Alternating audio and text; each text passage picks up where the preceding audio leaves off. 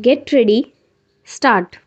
Madam Deputy Chairman, from the speeches which the Honorable Minister for Planning made in this House and in the other House, and from a perusal of the note which has been circulated to us regarding the progress that has been made in the 10th 5-year plan and the various statements of the government and the Planning Commission,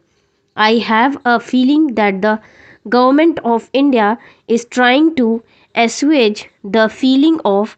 dissatisfaction in the country through promises of bright future, promises of better efforts, and general promise that everything is going to turn out all right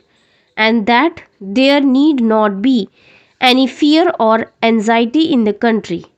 Madam, while saying this, I realize that the country has made certain progress in the development of our economy during the last decade.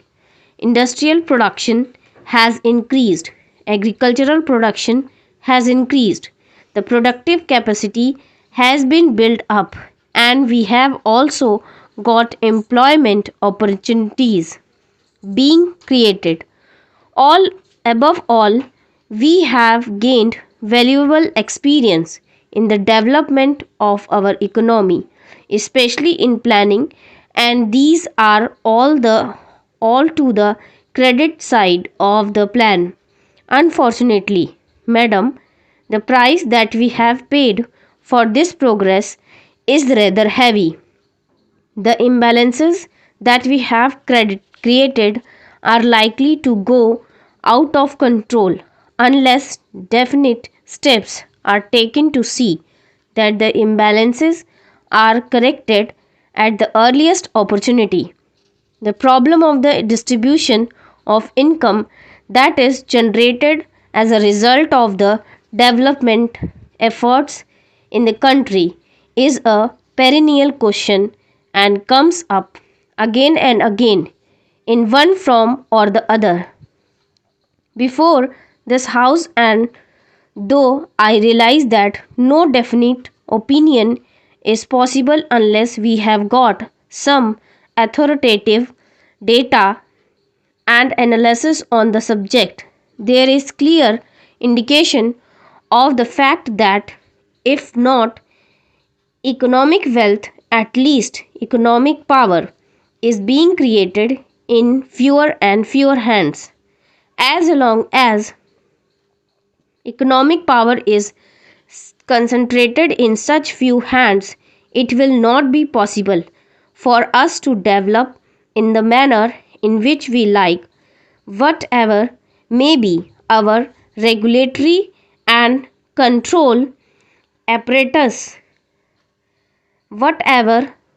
may be our policy, whatever may be the objectives that we place before the country. Similarly, the imbalance between the rural and the urban sector is also increasing. I do not know whether in the rural areas some income has been pumped in as a result of our planned development. It is possible that the well to do peasants, the richer peasants, might have benefited as a result of our economic development, but as far as the rural areas as a whole is concerned, the disparity and imbalance is definitely growing, and that is also a matter of concern. The very fact that urbanization takes place at such a rapid rate in our country is visible proof that the imbalance has been growing, with the result that neither the urban areas nor the rural areas are today in a position to live the life that they were lean, living before our planned developmental efforts started. Now, there is overcongestion in the urban areas. The civic amenities are all on the point of breaking down, and they continuously breaking down with the slightest accident here or there. The slums are increasing at a rapid rate and unemployment is increasing. Whatever may be the figures regarding crimes, etc., that may be published by the government, there is a definite impression in the country that the crime situation is also deteriorating. That is because of the congestion in the urban areas, because of the difficulties due to lack of resources. They are unable to deal with the problems that arise as a result of this overcongestion,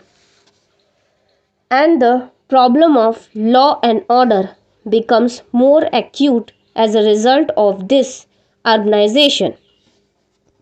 Thirdly, the question of unemployment has also taken a rather serious turn, and when the government spokesman addresses homilies to others regarding the agitation against high prices and higher taxes, they completely forget that year by year one earner has to support more and more people, and we have got the authority of no less a person than the planning minister himself to say that the real income of the earner, at least in the lower income groups, has not risen, and